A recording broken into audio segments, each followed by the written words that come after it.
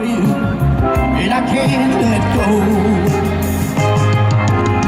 Some people go around looking for love, but they may never find what they dream of. What you wanna do for love, and you tried everything, but you don't give up. In my world, only you make me do for love what I would not do. Y'all take it.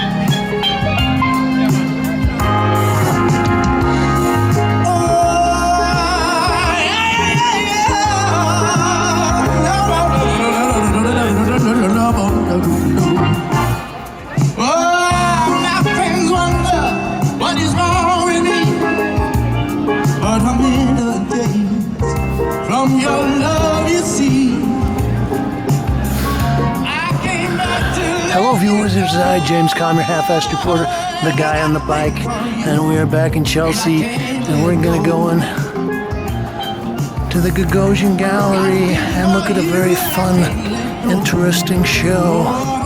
Stay tuned.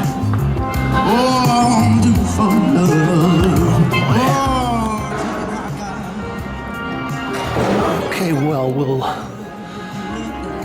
make our initial sweep of the installation.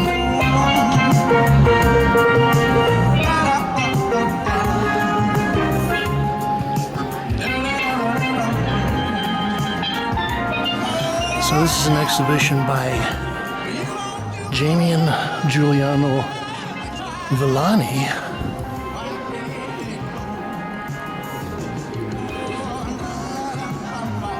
And well, it's interesting, wonderful, impressive. I'll get a little bit into the backstory as we progress here.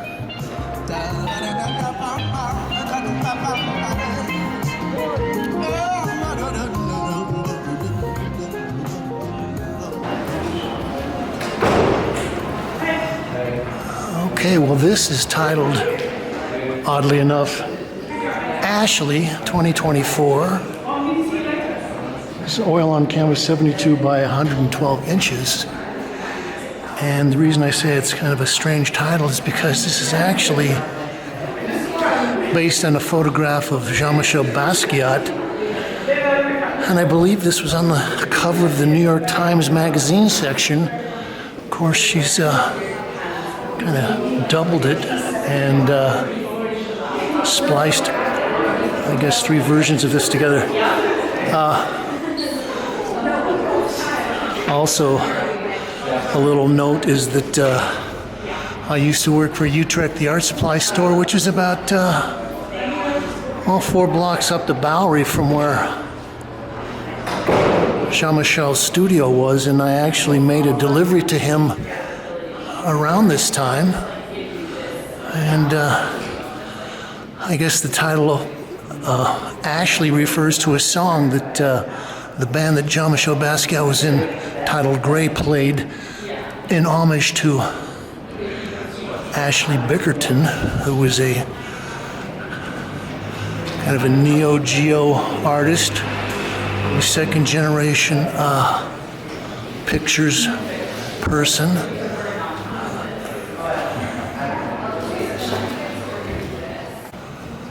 This is Elvis and Me 2024.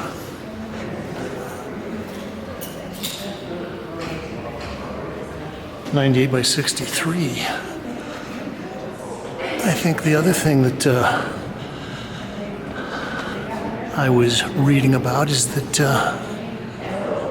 Jamian actually commissioned a lot of these paintings, and they were painted in China in some of the paint shops. I don't know if that's true of all of them. And she kind of well, push back against some of the criticism, saying that she wasn't obsessed, or she didn't think that the hand-painted painting was some kind of special fetish object.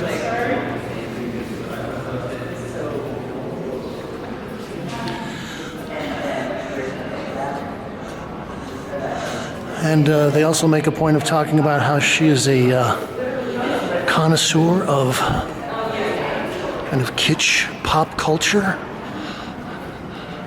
The overlays of all the advertising, internet, magazine, TV, articles, ads, stuff like that. Western beef. Okay, so this is silkscreen on canvas, 20 by 24. I started bumping into Jamian about, I guess it's maybe a couple of years ago. You know, I go out and do my driftings around the East Village, the Lower East Side, and I happened to see a strange looking place, and I'd read a few things called O'Flaherty's, and I went in, and they were putting on some kind of strange show, so I got a chance to meet her and her friends, Ruby and Billy. Well, I realized that Jamian and her friends were kind of interesting, mischievous,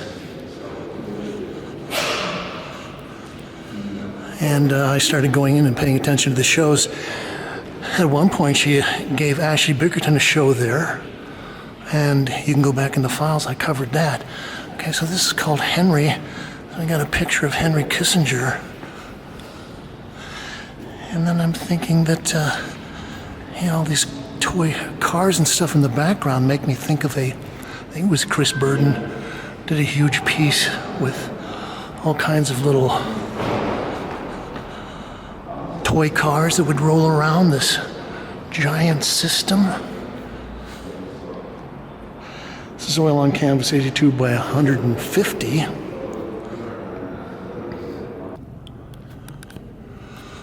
Well, I'm looking at the variations between all of these works and thinking, this almost seems like a group show. Anyway, I got to know Jamie a little bit. She's quite an interesting character. Okay, so I don't know who she is getting to paint these, but they're doing a pretty good job. So it's been impressive to see how, well, I guess she had a pretty good career arc going. And I think she showed with JTT Gallery, which unfortunately closed about 6 months ago. But I think maybe due to some of her shenanigans and things with the O'Flaherty, she got some attention, and well, she did a wonderful job of kind of building a community of interested people around her. Okay, these kind of lightning bolts are interesting. Robbie 1, 2024 oil on canvas, 77 by 63 inches.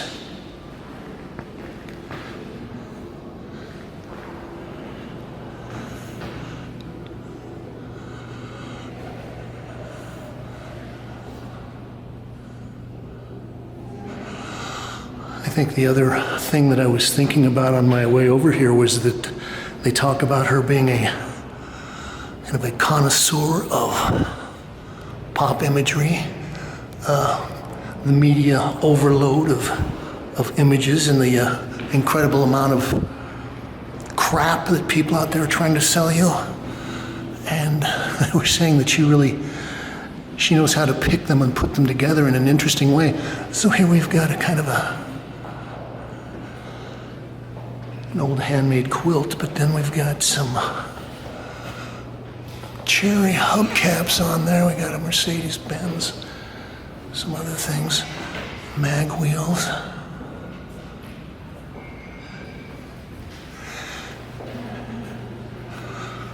Anyway, I was thinking that her exquisite sense of kitchen bad taste kind of relates to someone I've been studying a lot lately, which is Francis Picabia. And, well, Picabia was getting a lot of attention. He was probably Marcel Duchamp's best buddy. And they used to hang out and do a lot of mischievous things together. The thing that I like about Picabia is that even though he was involved in a lot of the proto-Dada stuff, the New York Dadaists, and eventually he went to Zurich and was hanging out with the real Dadaists at the Café Voltaire, that he always stayed a painter. And God, he did a whole series of things that I love, which was the machine paintings. Okay, this is a great thing. So we've got kind of it's like a reflection of Jamian on a kind of polished, ridged. This could be one of those security gates that goes down over your storefront. This is titled Self-Portrait 2023, Oil on Canvas. This is 102 by 76.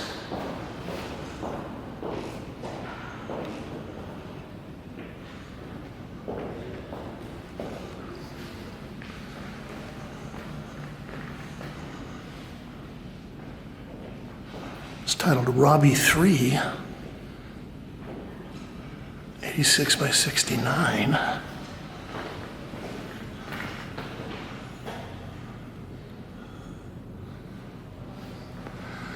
So again, we've got our little, looks like a hand-sewn quilt, and our hubcaps, although they look a little grimy, a little rusted and funky.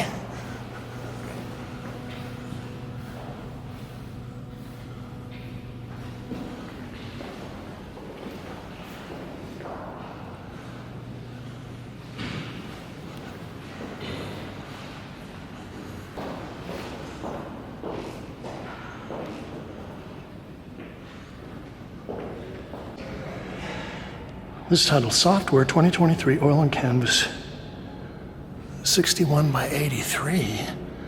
So we're talking 5 by 8 feet.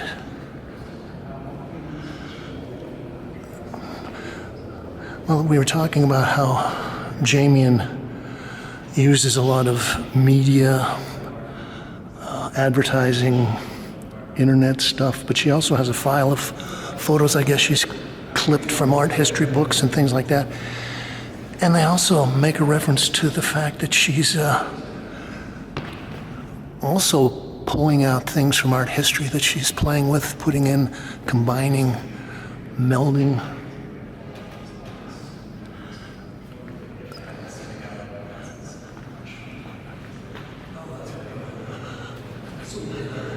And I have seen a couple of paintings that Jamian has made with her own hands, and she's good.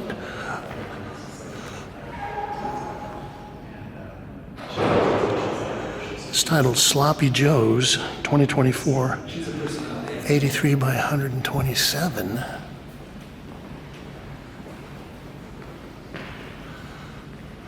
This is oil on canvas.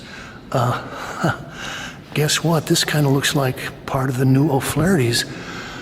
I was talking about visiting O'Flaherty's, and I think that was on Avenue D, someplace way over on the bottom side of the East Village, East Village. And as I understand it, her lease ran out and they ended up leasing it to a tattoo shop. Actually, when I saw this online, they were saying that this was acrylic. And, it does have a little different facture, a little drier facture than some of the other pieces. Anyway, I guess it's probably been 7 or 8 months ago, maybe last fall, that Jamian and her buddies opened the new O'Flaherty's, which I think is on 2nd Avenue, something like that. It's on my way home when I go across the Manhattan Bridge to go back to Brooklyn.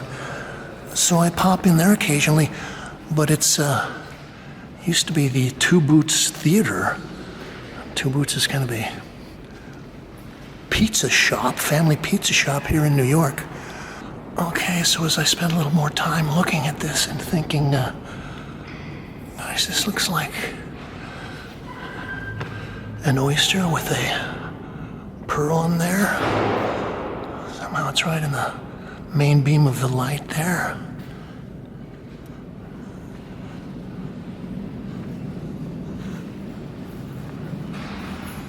Pretty nice still lives.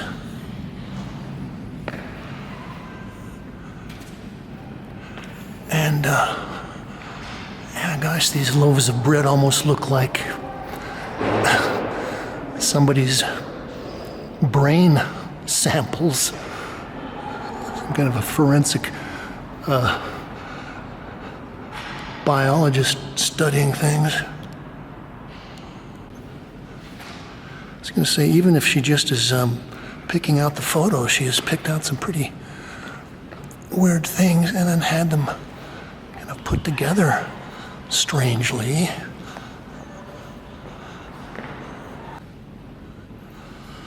This is Tuxedo, 53 by 102 is oil on canvas. Well, I sense she's kind of mischievous.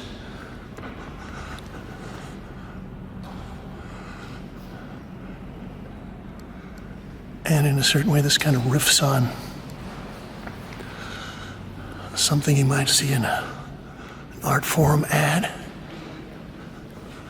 Although I guess the joke is that Alex hasn't shown with the Gagosian yet. That doesn't mean that he won't, but I guess he has now. And, well, it's actually got a pretty nice surface. I like the minimalist aspect of this. Anyway, so I was talking about Jamian and her friends at O'Flaherty's, and one of the fun things about it is that it's kind of like a clubhouse where you can get together with your cronies, your other art world people, and talk about things, look at things, put on shows.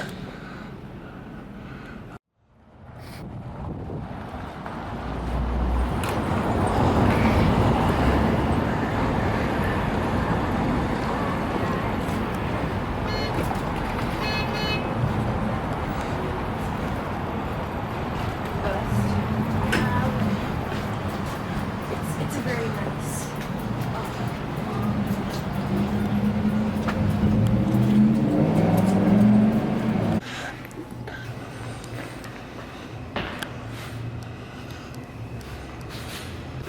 So this show is titled Donna Dennis, Houses and Hotels. Or maybe it's motels.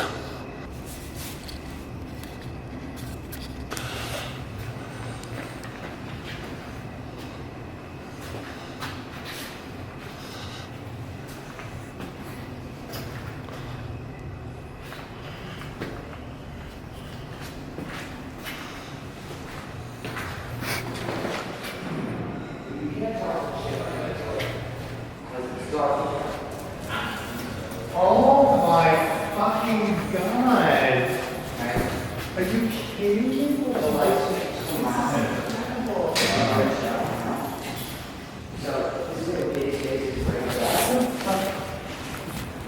This is a super immersive experience, right? And then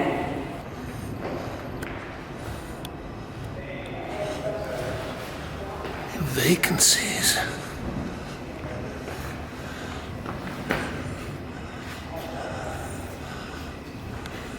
Okay, I like the crickets chirping in the background.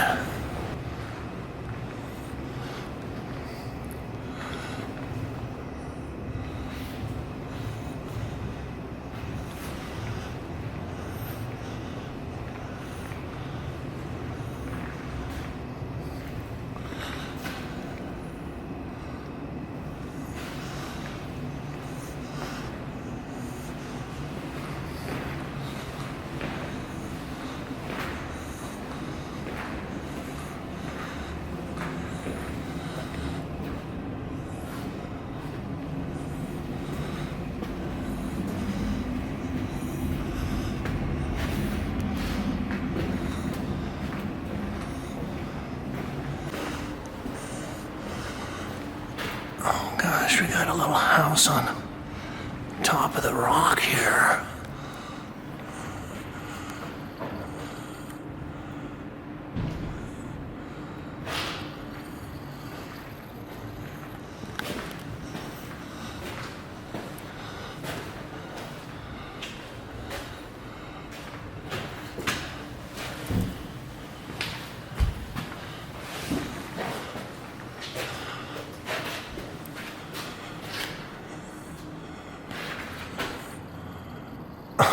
We've got a miniature water heater.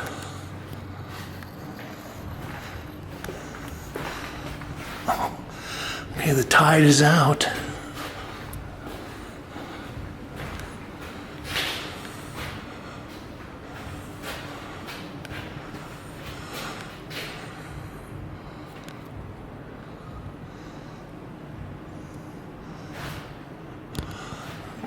Donna Dennis here at O'Flaherty's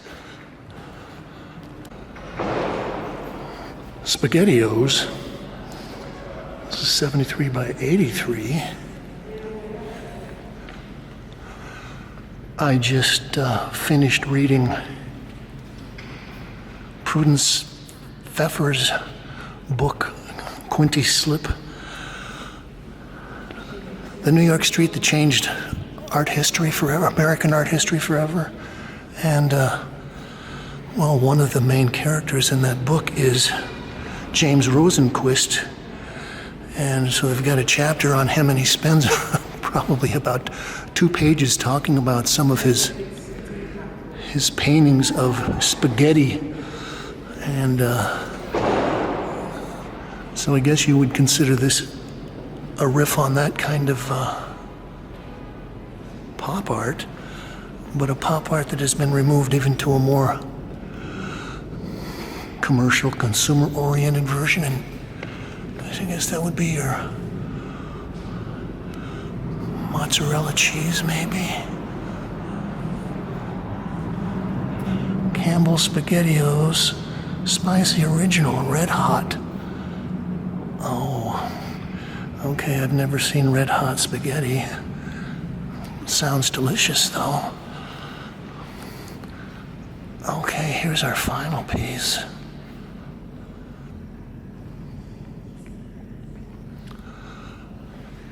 This is Dante's. This is 91 by 132. So that's a big painting. Okay, this is interesting. So we visited a show by Eau de Joan maybe a week or two ago, and she had some paintings dealing with Barbie dolls and comparing Barbie dolls to regular human beings, regular women. So I'm looking at this and thinking that Okay, first of all, these don't look like real women. Partially it's because the proportions are strange. I think they're kind of intentionally made to look like mannequins.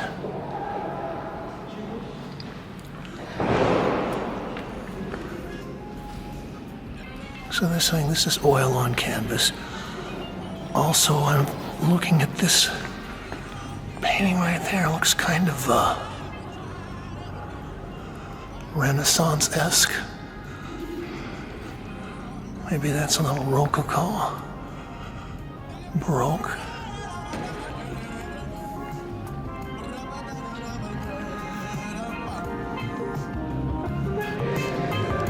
This has been a James Kalm report on Jamian Juliano-Villani. It. Here at Larry Gagosian Galleries. You can like this, share, link it up to all your social media sites. You can talk about it. You can discuss it.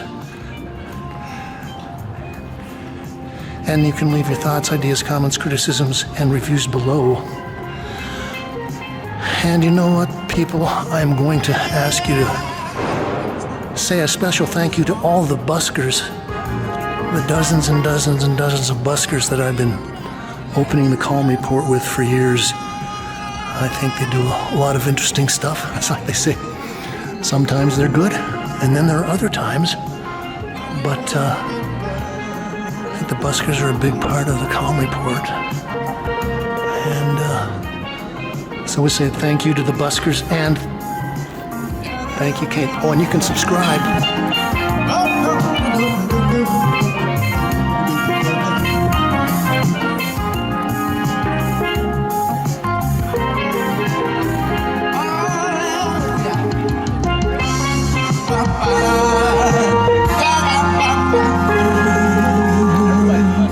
Whoa!